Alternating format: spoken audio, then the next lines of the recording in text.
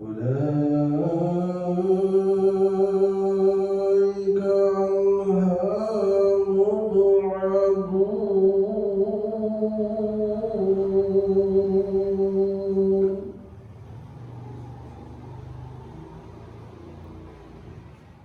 لا يسمعون حسيسها وهم فيما اشتهت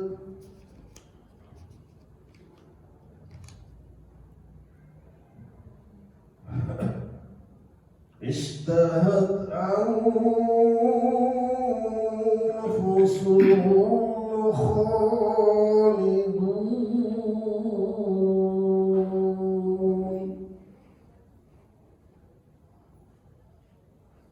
لا يحزنهم الفزع الأكبر وتتلقاهم الملائكة هذا يومكم الذي كنتم توعدون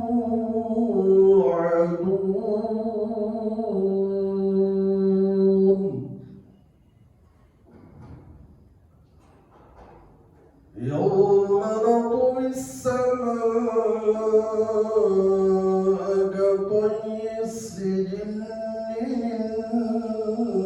للكتب كما بدأنا أول خلق نعيده وعدا علينا إنا كنا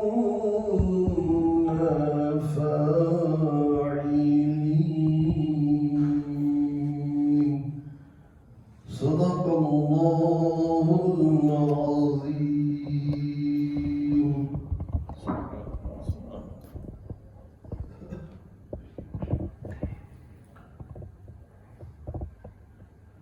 بارگاہ سرور کونین صلی اللہ علیہ وسلم نے ایک مرتبہ ہدیہ درود و سلام کا نذرانہ پیش فرمائے. اللہم صلی علی سیدنا محمد وعلی آل سیدنا ومولانا محمد وبارک وسلم کما تحب وترضى ان تصلی علیہ. اگر کسی کو زخم ہو جائے، اس زخم پر نمک چھڑکا جائے تو کیا حال ہوتا ہے؟ درد اور بڑھ جاتا ہے. جیسے ہی حج کا مہینہ آ جاتا ہے، عشاق کے دلوں کا حال یہی ہوتا ہے کہ ان کے دل کے بھنبلوں پر نمک چھڑنا جیسا ہوتا ہے. رشک کرتے ہیں ان مقدس ہستیوں پر جن کو اللہ تعالیٰ نے فریض حج کے لیے بلا لیا ہے اور در رسول پاک کی حاضری کا شرف بھی عنایت فرمایا ہے.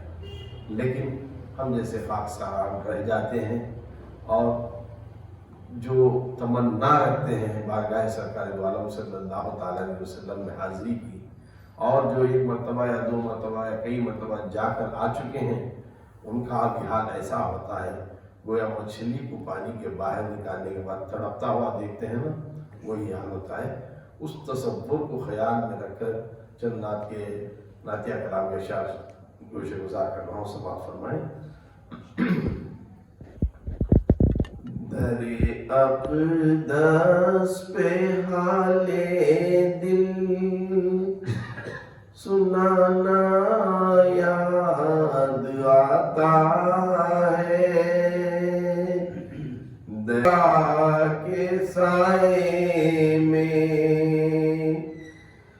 ادب سے بیٹھ کر اس گنبد خضرا کے سائے میں نبی کی یاد میں آنسو بہانا یاد آتا ہے، زمانہ یاد آتا ہے.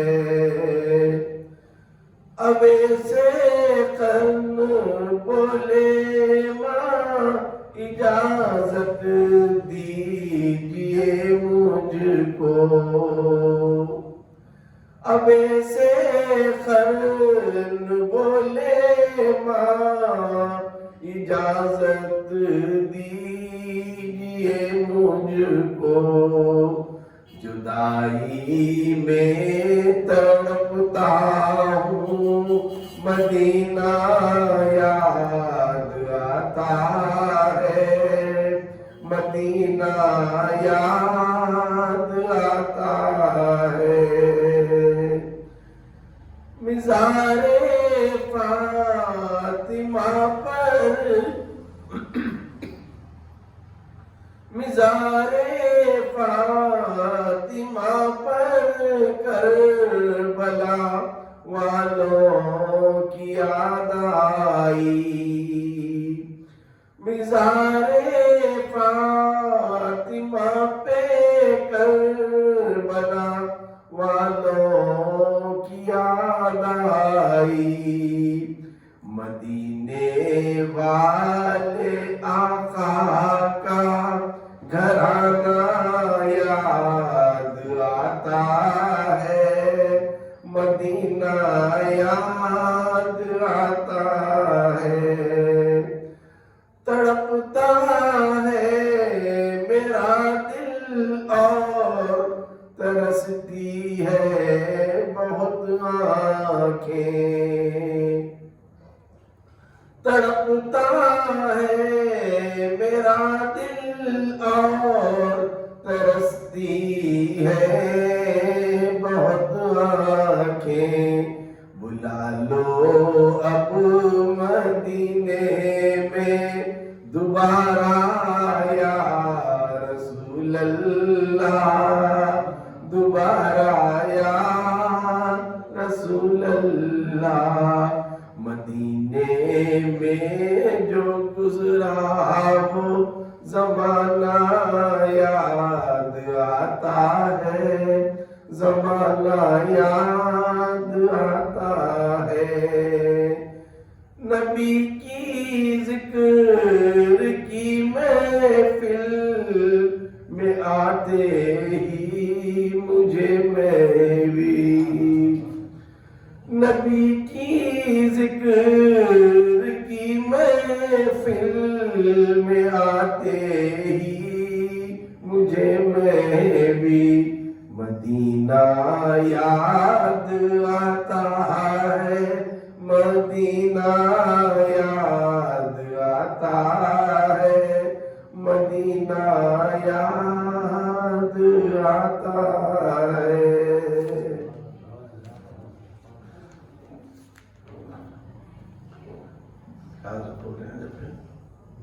آج کچھ کشائی ہماری کشائی نہیں فرمائشی گیتوں کا گویا کہ کاریکرم میں فرمائش ہے کئی احباب جو اس مقام سے یا ہمارے ہندوستان کے مقام سے سعودیہ اور دیگر باہر کے کنٹریز میں چلے گئے ہیں مسلسل پہلی ذی الحج سے ان کے فون آ رہے ہیں وائس میسیجز بھیج رہے ہیں حضرت ذی الحج کا مہینہ شروع ہو چکا ہے چند فضیلت اس کی اہمیت اور وظائف پر روشنی ڈال دیں تو ایام میں اس کی کیفیت پیدا ہو کر ایک ذوق عبادت بھی ہمیں حاصل ہو جاتا ہے تو انشاءاللہ آج کی کوشش یہ رہے گی مختصر سے وقت میں جو ہماری محفل رہے گی اس مختصر سے وقت میں آیات قرآنیہ اور چند احادیث کی روشنی میں ماہ ذی الحج کی فضیلت اس کی عظمتیں اس کی برکتیں اس کی رحمتیں اور ان خاص ایام میں فضیلت روزوں کی اور پھر یوم عرفہ کے روزے کی اور یہی نہیں کن وظائف کی طرف ہمیں توجہ مبذول کرنا ہے اور واقعی قربانی کو لیتے ہوئے مختصر انداز میں چلتا ہوں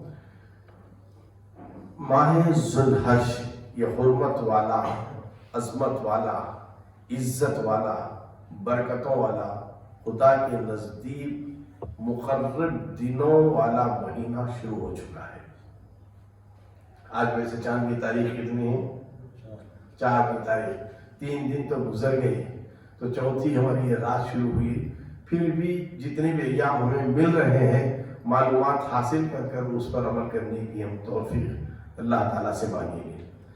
اس مہینے کی عظمت کا کیا کہنا، اس مہینے کے نام کے اندر ہی حج موجود ہے، ذوالحج۔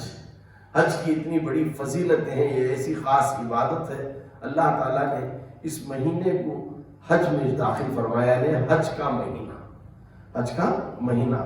ویسے حرمت والے 4 مہینے ہیں، ایک ذی قعدہ ہوتا ہے، دوسرا ذی الحج ہوتا ہے، تیسرا محرم الحرام اور چوتھا رجب۔ یہ 4 عظمت والے مہینے ہیں۔ اب ان 4 عظمت والے مہینوں میں صرف آج ذوالحج کے مہینے کی عظمتوں کی طرف توجہ دلاؤں گا تاکہ ہمیں معلوم ہو جائے کہ یہ کیا ہے۔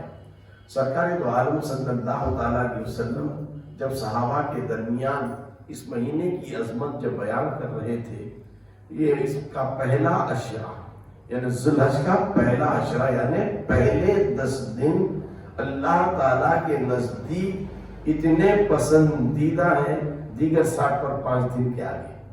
سال میں تقریباً 365 دن ہوتے ہیں، 365 دن میں 355 دن اتنے اہمیت والے نہیں ہیں جتنے یہ 10 دن والے اہمیت والے ہیں۔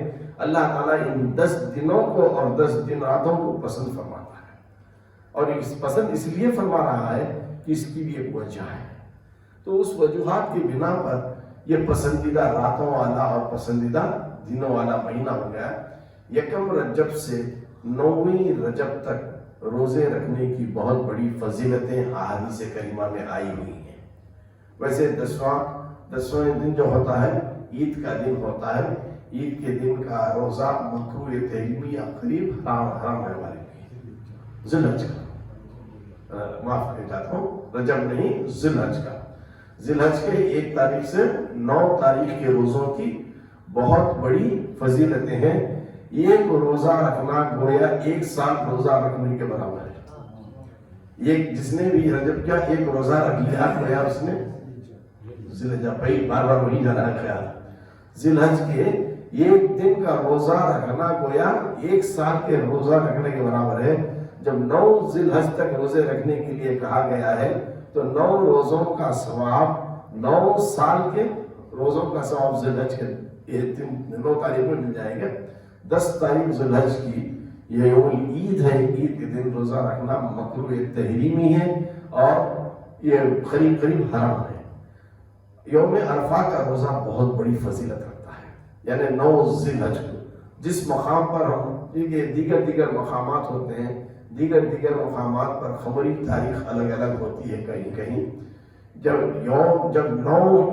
9 تاریخ ذوالحج کی آتی ہے تو ان مقامی لوگوں کے لیے وہ یوم عرفہ کا دن ہوتا ہے۔ حاجیوں کے لیے یوم عرفہ کے دن روزہ رکھنا یوم عرفہ میں مکروہ ہے، ان کے لیے مکروہ ہے، لیکن غیر حاجی کے لیے یہ بہت بڑا ثواب والا ہے، اتنی بڑی عظمت والا ہے۔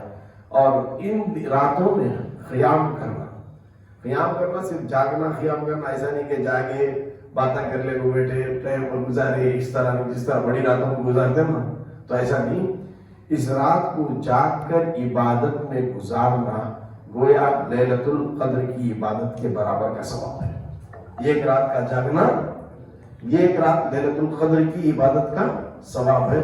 جب 9-10 راتیں ہم جاگ رہے ہیں تو 10 لیلۃ القدر کا ثواب ہمارے نامہ اعمال میں لکھا جائے گا۔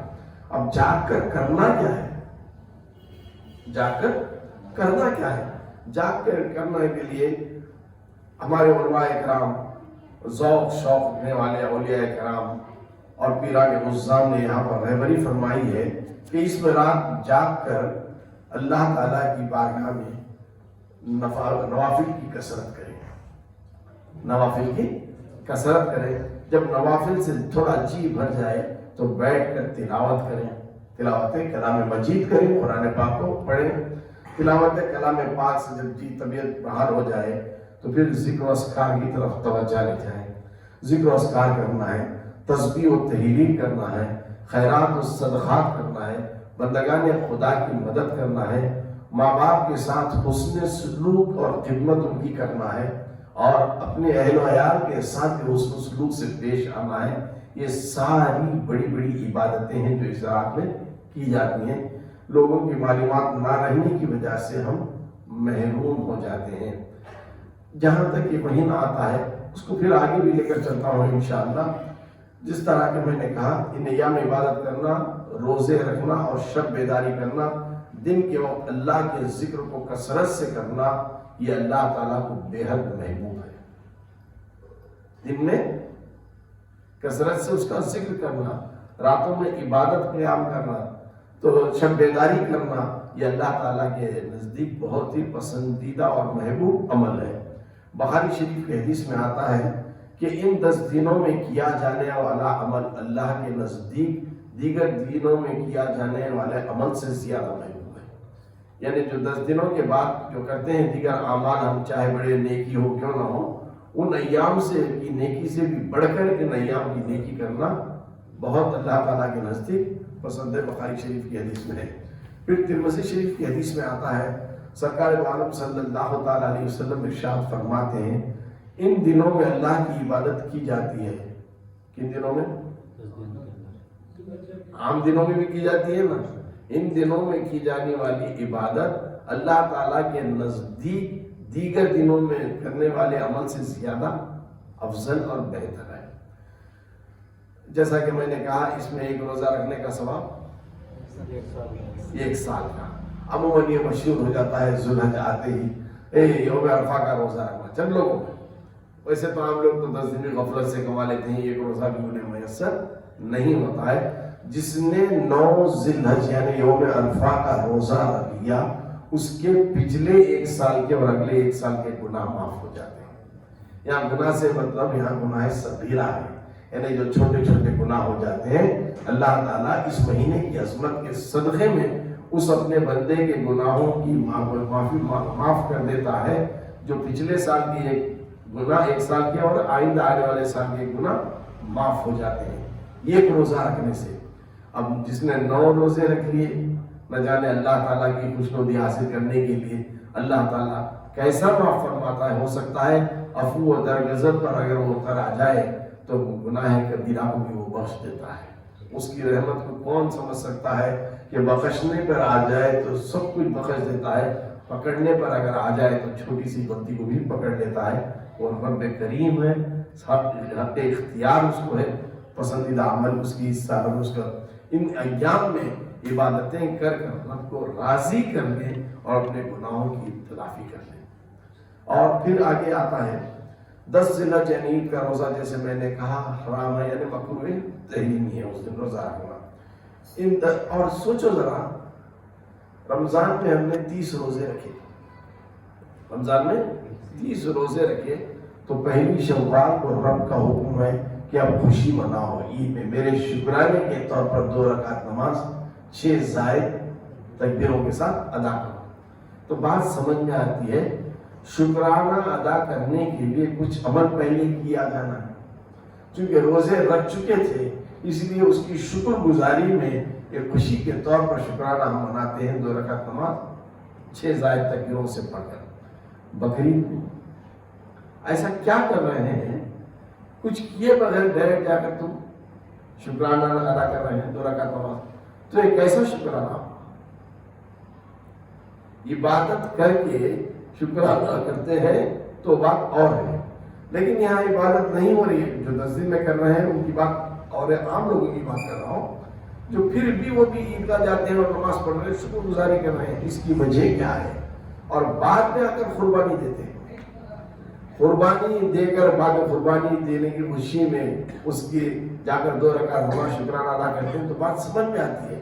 لیکن نماز پہلے ادا کر رہے ہیں اور بعد میں قربانی دے رہے ہیں، وجہ اس کی یہ ہے سرکار دیکھیے جو بھی نیکی ہم کرتے ہیں، چاہے وہ نماز ہو، تلاوت ہو، ذکر و اذکار ہو، صدقات ہو، خیرات ہو، نیک کام ہو، جو بھی حسن سلوک والے کام ہے، بندگان خدا کی مدد ہے، سب کچھ ہے، یہ خدا کے نزدیک قبول ہے یا نہیں بہتر رب ہی جانتا ہے، بہتر رب ہی جانتا ہے۔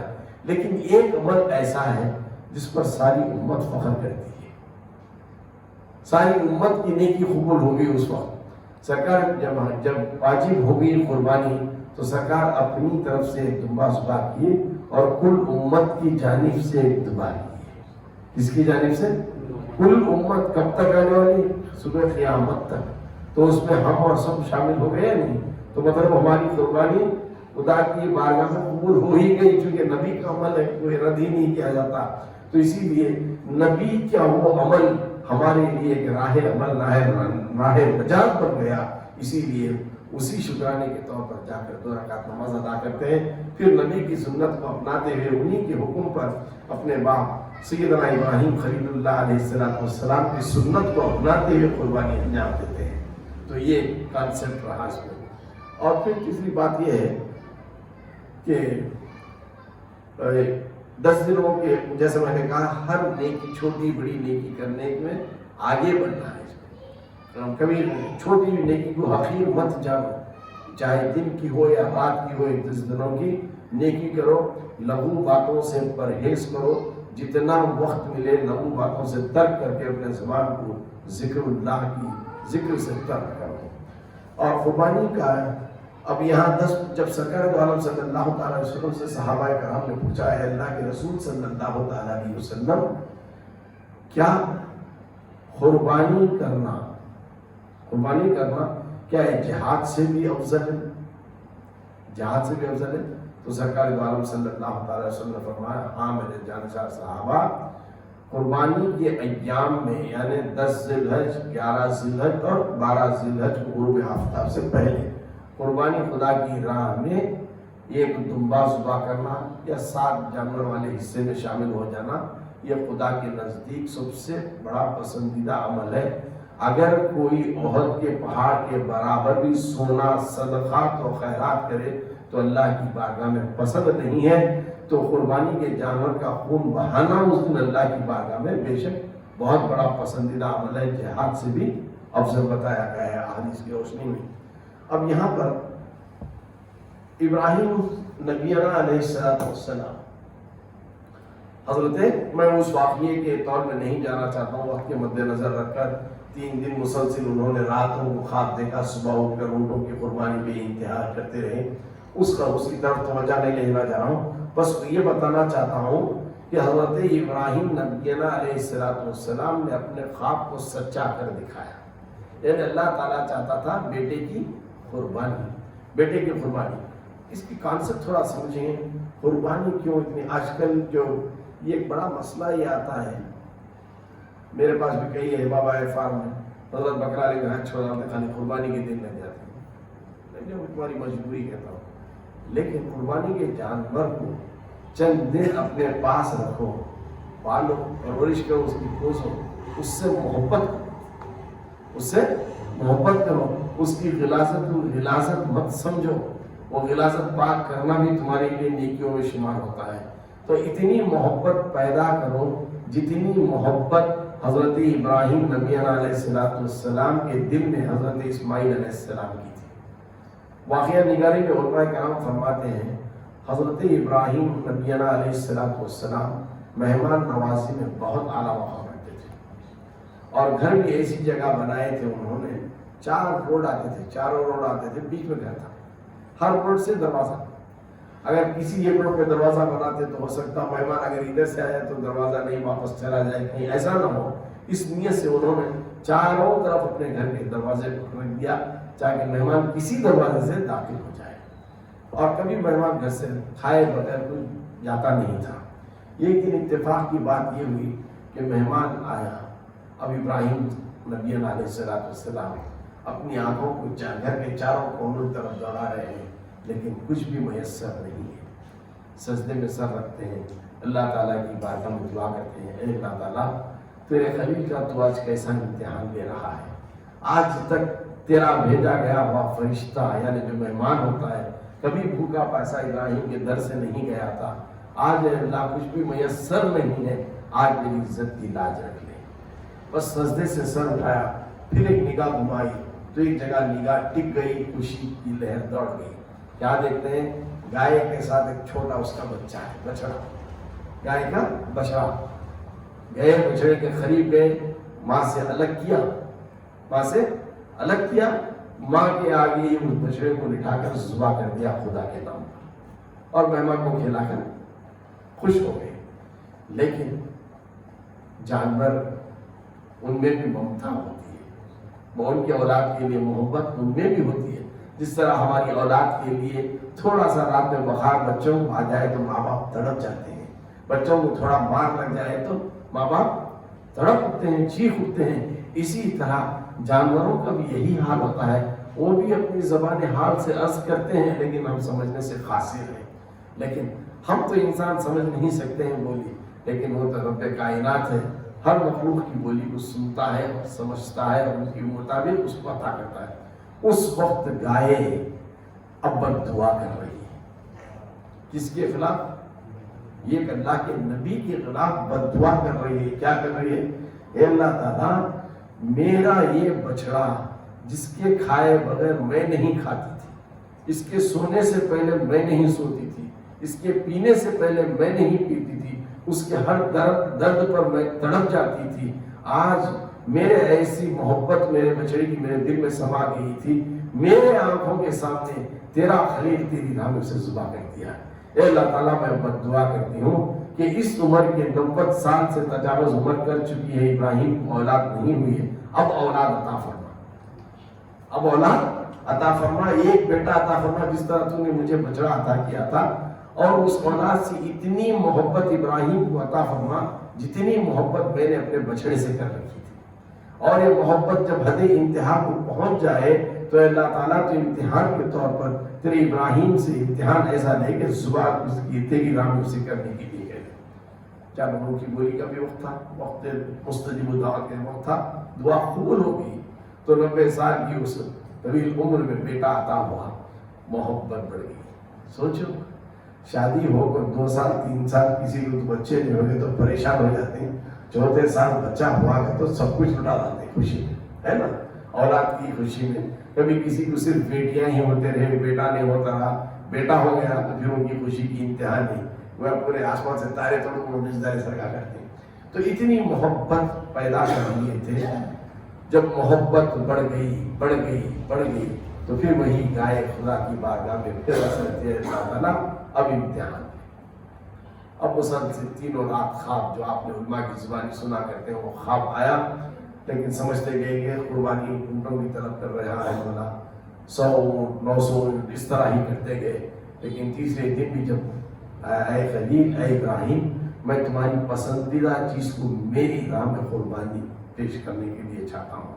اب سمجھ گئے، وہ صابر و شاکر باپ، بیٹا بھی صابر و شاکر، انشاءاللہ من الشاکرین جہاں کہا گیا قرآن پاک میں، تو وہ شاکر بندہ، باپ بھی خواب پر راضی ہو گئے اور بیٹا بھی خواب پر راضی ہو گئے۔ اب قربان گاہ کی طرف لے کر لٹا بھی دی، آنکھوں پر پٹی باپ باندھ لیے ہیں، ہاتھ میں چھری ہے، گلے کے قریب چھری جانے والی تھی، پھر ایک بار اس گائے کی ممتا جاگ اٹھی۔ اے اللہ تعالیٰ، میں نے تو اپنا بچڑا کھو دیا ہے، میں درد سے لوں گی، کہیں ابراہیم پر ان کی اس اولاد کا درد صبر سے باہر ہو جائے گا۔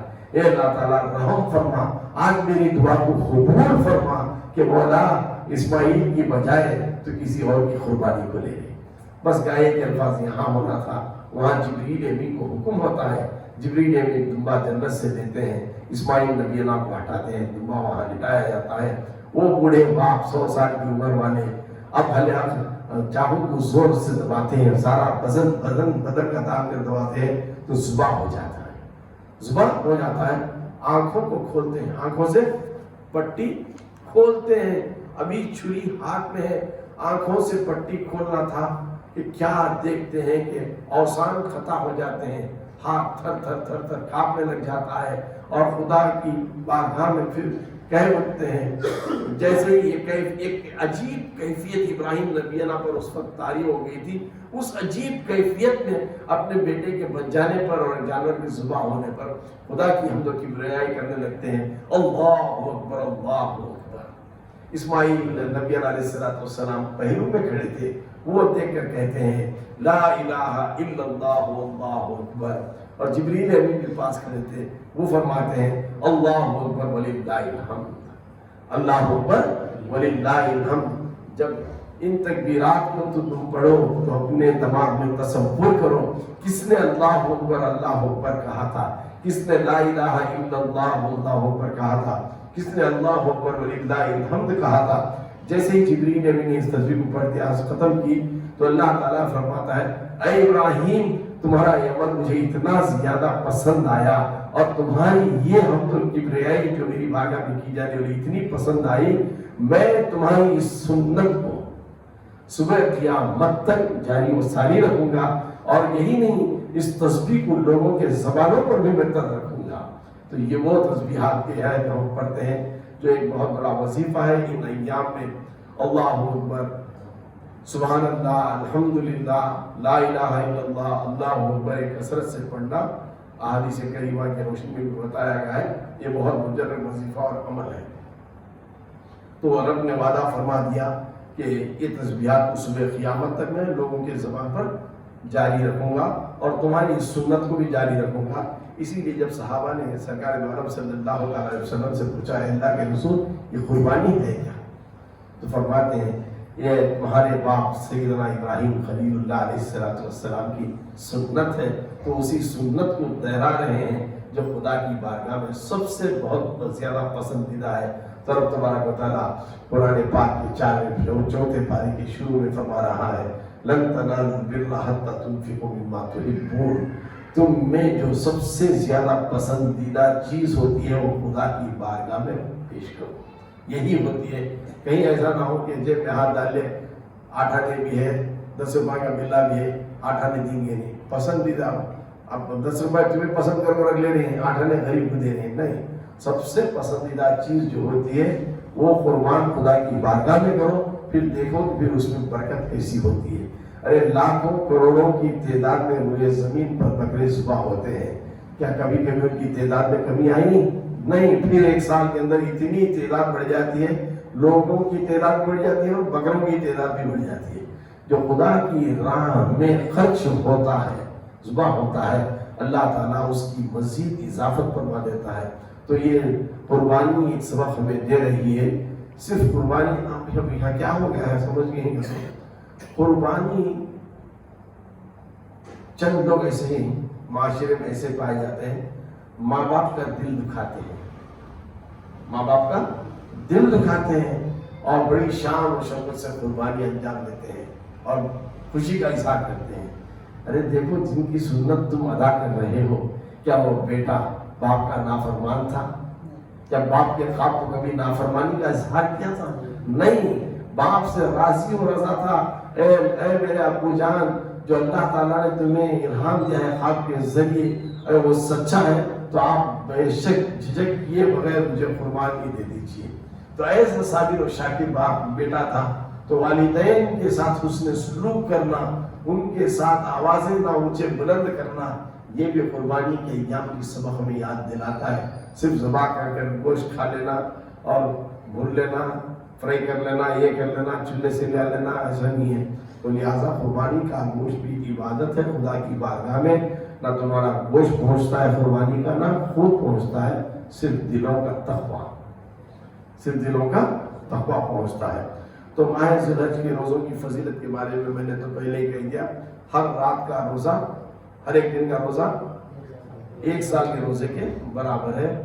اب 9واں روزہ جیسے میں نے کہا پچھلے سال اور اگلے 1 سال کے گناہوں کی، چھوٹے گناہوں کی تلافی اور معافی کا ہے۔ تو لہٰذا 9 ذی الحج کا یوم عرفہ کا روزہ ہمارے لیے چاشتہ ہے، چونکہ عید کا اعلان جو ہو چکا ہے، چاند کا اعلان جو ہو چکا تھا، اس حساب سے جمعرات عید آنے والی ہے، تو چاشتہ تو مطلب آئندہ جمعرات مجلس نہیں رہے گی، چونکہ عید کا دن رہے گا، قربانی کے ایام بھی رہیں گے، قربانی میں آپ لوگ مصروف رہیں گے، اس لیے آئندہ جمعرات مجلس انشاءاللہ ہم روکے رکھیں گے۔ تو آئندہ جمعرات کو سنانے کا موقع بھی نہیں رہے گا، وقت بہت گزر جائے گا، اسی لیے پہلے ہی چند باتیں اگر سن لیں تو اللہ تعالیٰ مجھے اور آپ کو اس پر عمل کرنے کی توفیق رفیق عطا فرمائے۔ تو لہٰذا یوم عرفہ کا روزہ ترک مت کرو۔ رمضان کے روزوں کے بعد سب سے بڑی فضیلت انہی روزوں کی ہے، ماہ ذی الحج کے روزوں کی بہت بڑی فضیلت ہے۔ ترک مت کرو، منگل کی رات کو سحری کرو، چاشتہ کا دن روزہ رکھو، اور استطاعت صاحب استطاعت ہے. یہ وہ استطاعت نہیں جہاں زکوٰۃ کی استطاعت ہوتی ہے. زکوٰۃ کے لیے 1 سال گزرنا مال پر. یہاں نہیں عید کے دن بھی تمہارے پاس اگر مال آ جائے صاحب انصاف اگر ظلم ہو جائے تو آپ پر قربانی واجب ہو جاتی ہے. قربانی واجب ہو جاتی ہے. اس کے لیے شرائط کیا ہے؟ پہلا شرط مسلمان ہونا، دوسرا عاقل ہونا، پاگل نہیں، عاقل ہونا، تیسرا بالغ ہونا، چوتھا مقیم ہونا، مسافر مقیم ہونا. اور یہ 4 شرائط بہت اہم ہیں جن پر قربانی واجب ہے. اور اس زمرے میں اگر عورتیں بھی اگر آتی ہیں تو عورتوں کے لیے اوپر بھی قربانی واجب ہوتی ہے. یہ عمل ہمیں بہت کرتے ہیں. ارے ایسا پردادا کے نام کو دیں گے، دادی کے نام کو دیں گے، نانا کے نام کو دیں گے. دیکھو قربانی زندوں پر واجب ہے. قربانی زندوں پر واجب ہے. ہمارا واجب کرے بغیر باقی کے دوسروں مرحومین پر کرنا صرف ایصال ثواب ہے. یہ صرف کیا ہے؟ ایصال ثواب ہے. تو پہلے گھر میں جتنے عاقل بالغ لوگ ہیں ان سب پر قربانی کا ایک دمبا کیا ہے؟ واجب ہے. اگر استطاعت ہر ایک کے لیے ایک دمبا نہیں دیا جا سکتا ہے تو ہم حصے میں شرکت کر لیں. ایک گائے میں 7 لوگ شامل ہو سکتے ہیں تاکہ اس سے واجب ہو جائے. اور چند لوگ کیا کرتے ہیں گھروں میں کہ سال میری طرف سے قربانی آتے سال تیری طرف سے، اس طرح نیکسٹ سال تیرے طرف سے. یہ بھی غلط عمل ہے جو لوگوں میں آیا گیا ہے. تو لہٰذا ہر بالغ عاقل بالغ مسلمان مقیم پر قربانی واجب ہے. جو 10ویں ذی الحج، 11 ذی الحج اور 12 ذی الحج کے غروب آفتاب سے پہلے کی جائے. اگر رات میں قربانی دیتے ہیں جیسے خسامہ ملتے ہیں ستا لیتے رہتے ہیں، مغرب کے بعد اگر مل جائے تو قربانی ہو جاتی ہے لیکن مکروہ. قربانی ہو جاتی ہے لیکن کیا ہوتی ہے؟ مکروہ ہوتی ہے. یہ حالت مجبوری میں کیا جانے والا عمل ہے. لیکن قربانی سے باز مت آؤ. اللہ تعالیٰ استطاعت تمہیں دیا ہے تو خدا کی بارگاہ میں دمبا ہی ذبح کرو. اور اگر دمبا دینے کی استطاعت نہیں ہے تو اللہ تعالیٰ کی بارگاہ میں اپنی قربانی کو کسی حصے داری میں شریک ہو کر کرو. اور سب سے افضل احسن طریقہ یہ ہے قربانی اپنے ہاتھوں سے کرو. ذبح اپنے ہاتھوں سے کرو. اگر کوئی ڈر رہا ہے فلاں کہا کہ گردن الگ دھڑ الگ ہو جائے گا، ڈر خوف رہتا پہلے، کبھی کسی کے ہاتھ تھر تھراتے رہتے ہیں وہ اشارہ کرتی ہے نہیں ہوگی، تو ایسا کسی ایک نیک دیندار انسان کے ہاتھ سے قربانی کراؤ تاکہ وہ تمہاری قربانی پسند ہو. لیکن وہ کر رہے ہیں تو کم از کم سامنے تم کھڑے رہو. سامنے تم کھڑے رہو. قربانی کہاں کی ہو رہی ہے، ہمیں کہاں کی. ایسا طریقہ بتا رہا ہوں، ایسا طریقہ یہ ہے اس طرح انجام دو تاکہ ایک ایسی عظیم عبادت ہے. اور جب قربانی کر چکے تو قربانی کے گوشت کو بالکل صحیح طور پر 3 حصوں میں تقسیم کرو. ایسا نہیں کہ رانا والا رکھ لو گے رات کو سمجھائی کی دعوت ہے، جوئی کی دعوت ہے، ایسا نہیں ہے، غلط ہے. بوٹیاں، تنتڑیاں، ہڈیاں غریبوں کو بانٹو، یہ نہیں. ہر چیز کو مکروہ چیزوں کو ہٹا دو. جیسے کپورے وغیرہ یہ سب ہوتے ہیں، یہ سب نہیں ہے. نہ تو تم استعمال کرو نہ کسی اور کو دو. باقی کی چیزوں میں حصہ برابر کا شریک کر کر تینوں حصوں کو صحیح کرو. اور ایک اپنے لیے رکھو، ایک اپنے رشتہ داروں میں تقسیم کرو اور ایک قربا اور مساکین میں تقسیم کرو. ہاں کوئی رشتہ دار نہیں ہے کہیں تو ان کا حصہ بھی اپنے خود بھی استعمال کر سکتا ہے. یہ بھی مفتیان اسلام یہاں تک بھی لکھے ہیں. تو چند لوگ پکا کے کھلا دیتے ہیں، دعوت کرتے ہیں اپنے اپنے خبیث و اقارب کو، تو یہ بھی ایک جائز طریقہ ہے، کیا جا سکتا ہے. تو لہٰذا یہ چیزیں جہاں تک وظائف ہیں، جہاں تک وظائف ہیں، ان ایام میں کون سے وظائف ہیں جو ہر پریشانی کا حل ہے.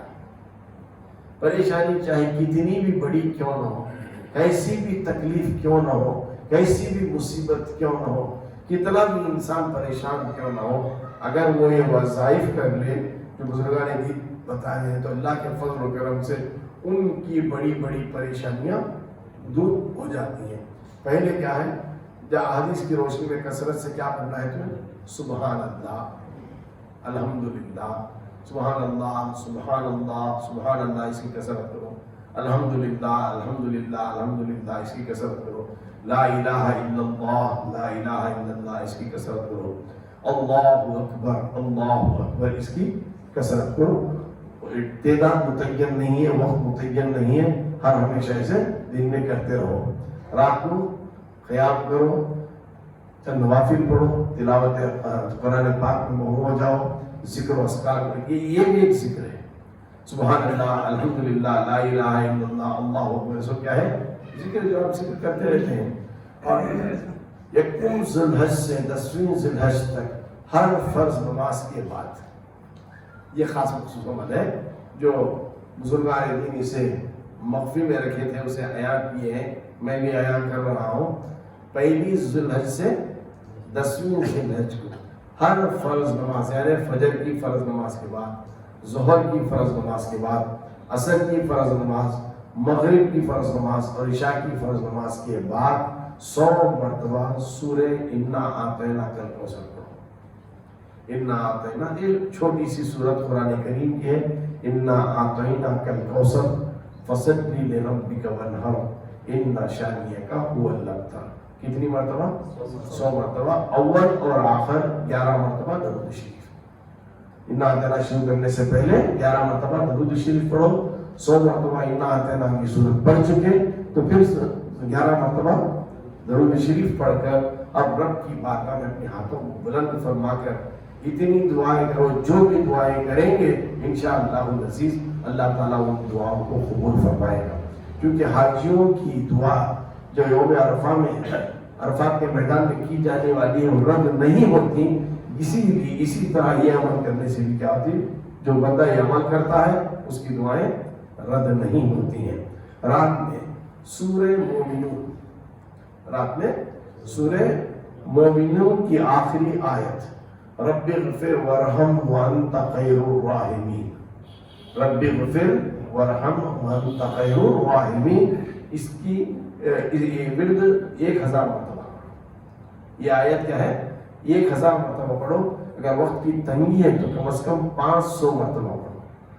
500 مرتبہ پڑھ کر رات کے کسی بھی حصے میں یہ پڑھنا بہت افضل ہے اور اپنی تکالیف کے حل کے لیے آسان مجرب وظیفہ ہے۔ انشاءاللہ کوشش کریں گے کہ ان ایام میں ایسی عبادت کریں، ایسی تلاوت کریں، ایسے ذکر و اذکار کریں، ایسے صدقات و خیرات کریں، ایسے بندگان خدا کی مدد کریں، ایسے والدین کے ساتھ حسن سلوک کریں، اپنے اہل و عیال کے ساتھ اچھا سلوک کریں، اپنی اولاد کے حق میں دعائیں کریں، مخصوص طور پر خاص کر ان ایام میں اپنے اولاد کے حق میں ہر طرح کی اچھائی کی دعا کرو، انہیں نظر بد سے حفاظت کے لیے دعا کرو، ان کے اقبال کے بلندی کے لیے دعا کرو، ان کے کامیابیوں کے لیے دعا کرو، ان کی رزق کے برکتوں میں دعا کرو، ان کی نوکری چاکری کے لیے دعا کرو، ان کی شادیوں کے لیے دعا کرو، اولاد کے حق میں جتنا ہوتا ہے اتنی دعائیں ان ایام میں کرو۔ یہ حضرت ابراہیم نبی بھی دعائیں کیا کرتے تھے۔ اللہ تعالیٰ یہ سمیع ہے، ان دعاؤں کو اس لیے ایام میں قبول فرمانے والا ہے جو اس کے نزدیک بہت ہی مقرر اور مجرب دن ہے۔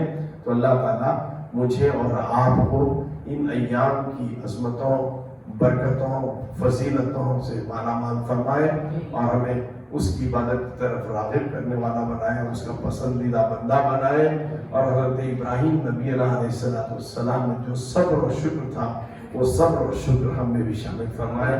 وآخر دعوانا الحمدللہ رب العالمین۔